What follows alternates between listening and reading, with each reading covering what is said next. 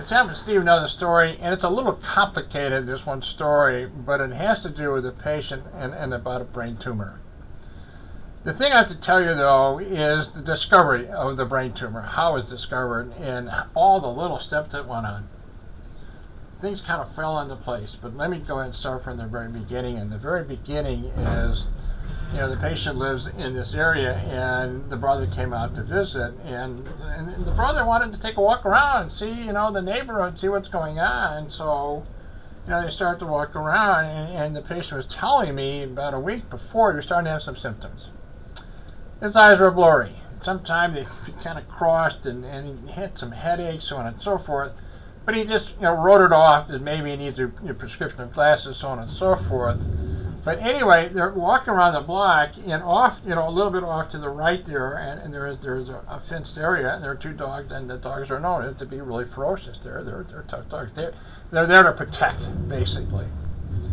So they're walking around, and the owner of the dogs is actually outside, standing on the porch, and to see the patient and the brother walking towards, and for whatever reason, the patient was kind of attracted to the dog. It's some sort of an impulse, to go to the dog, and the patient was looking at the owner of the dog. Can I touch it? She kind of gives him a warning, be careful, and you got to be careful here. What he noticed right off the bat, the dog was really friendly. There was no sign of any kind of, anger, any kind of, something could happen. And what happened was, when he walked to the dog actually climbed the fence, as if it wanted to be touched by the patient. And so he's looking at the owner, the patient's looking at the owner, and the owner of the dog is kind of surprised by this, and can I go ahead and touch? And the owner said, yeah, go ahead. So what does the dog do? The dog puts his two hands on the top of the fence, and then, as the patient gets closer to the fence, the dog jumps up and puts his two paws on his chest. At that instant, at that moment, the dog takes one step further. What the dog did is that, as he was getting close to the patient, the dog put his head right on his chest. It was kind of running around. And the owner of the dog was kind of surprised by all this, but it was running around. And the dog just literally tried to hold him, something was going on there, and there was a relationship there, but nobody fully understood what was all going on there. So, needless to say, they continued their walk, and they left the dog, and the dog stood there staring at the patient. It was kind of yearning for it. It didn't want to let go, and it didn't, it didn't register. It was quite an experience for the patient and the brother and the owner. This was really unusual. Sometime later, he's a vet. And so what happened, he was having a very serious problem. He was having very serious headaches, his eyes were getting blurry, his sense of balance was really bad. And so thank God the brother was there to help him out, and they called an ambulance to get him to the hospital. But where they went to was the military base, and because he was a VA, and so they took him to the vet hospital, and that's where he was at. So needless to say, he's in there, and he's thinking about the dog. Kind of keeps coming back about the dog. But anyway, the ambulance brought him there. They kind of rushed him around, and he was describing later he was a little bit out of it, but he's laying in the bed and near the surgery, near the operating room, and he sees this woman. Now you have to say, the way he described her was really out of character. In other words, she was dressed as she was in the 1950s. She was dressed in a skirt that went down literally down to her ankles. I mean, it just seemed so out of place, and what she was wearing on the top was just so out of place. It was just, and he thought maybe she's a wacko. He didn't know what was going on. But she proved to be very different, and she proved to find out that she was actually a captain. And what she was in the VA and then the whole system, she was one of the top neurologists in the hospital, in the VA hospital system, and he happens to get her. So, to make another story too, which is kind of ironic, she was on her way to Chicago, and she got a call back, and she had to come back for another reason back to the hospital, the VA, and the patient happened to be there, so she got called in, and she started looking at him, and he described what was going on with her, and she took out the flashlight. It's still 1950s, looking at this woman. Is she a wacko? What's the story? I need to find out. She's really credible. And she tells him, instructs him 3 times, how many fingers am I holding up, so on and so forth. And what he told me, he missed every one of them. Instead of having 4 fingers up, he was only seeing 1. So something was going on that.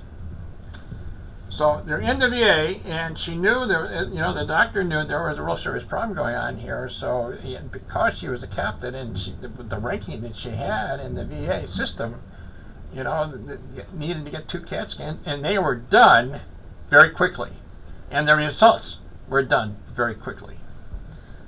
So she finds out that something is going on, and she, according to the CAT scan, she asked for one more test of the MRI. So he goes in the MRI. Lo and behold, there is a tumor in his brain. Big tumor. It was no small little tumor. It was stunning that he didn't have any symptoms at all, but it was a very large tumor that had to be removed immediately. You start thinking about, why, he kind of sits back a little bit, and he's thinking about the dog. And he relays the story of the patient to the doctor about he had this incident with this dog that somehow, and she was telling him, the dog knew that the dog sensed that there was something wrong with him. It sensed that he had a tumor. So what happens is that, surgery set up, and he goes into surgery, and then he has a kind of a near-death experience of another woman, and it was all very, very bright light. He couldn't see, and he was asking at the time in the end of the experience, he wanted to see Jesus, but he didn't see the face. What he saw was the light, and the light was so loving. It was like he was describing it. And so he's going through surgery, and he finds himself waking up.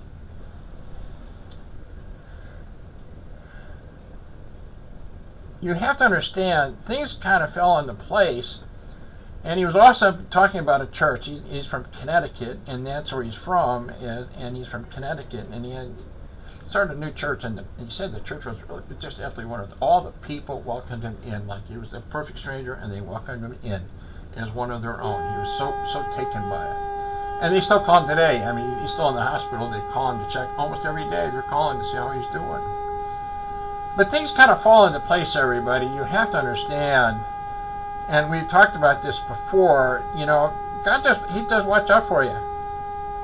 Things go on, and I keep saying all the time, there are forces at play, and in this particular case, the first indication that he had that something was very wrong was the dog, and the dog was extremely affectionate, knowing that there was something going on. The dog sensed that he had a tumor of some kind. The dog sensed it, and that touched it off, and it touched off with the brother. Something was so out of place, and as I said before, what was really taken aback too was the owner of the dog. It hardly happens at all, but the dog sensed the tumor. The doctor at the VA is on her way to Chicago. She gets called back to the VA, and he happens to be the patient right near the next in line, so she goes with him, and he happens to be, the top neurologist, or close to being the top neurologist in the whole VA system. The best doctor you could ask for, and she's the one that operates on him. Things are falling into place. As he's telling this story, I have to tell you, it was very emotional. He knew that he was given a gift, like no other. Many stories of how, things that go on with patients here at the hospital. Things go on, and sometimes God just really watches out for you. He just literally watches out for you, and things go into play. Things fell into place. He's trying to get back to, back to Connecticut. He's trying to get there. He's going to take a little time. The tumor was really big. There's still some problems with, balance-wise. Vision's getting a lot better. He is improving, but he's feeling the patience. He wants to get going. He wants to get. He knows that, and the experience and the experience, what he gathered from it, wasn't his time. He couldn't see Jesus' face because it wasn't his time just yet.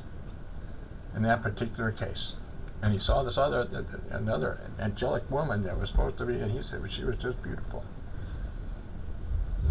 Things go on, everybody. I keep repeating that same line. Things go on. Forces are at play, and this is one such story. Anyway, I'm going to go ahead and close out. I appreciate your time, and so many stories. So many stories go on. Every person you look at has a story to tell. That is what's stunning about it. Everybody has their journey. And boy, do we have stories to tell at times. I'm going to go ahead and close out. I appreciate your time as always. I hope your day is going well. Until the next video, thanks again for watching this video. Appreciate it. Thanks again.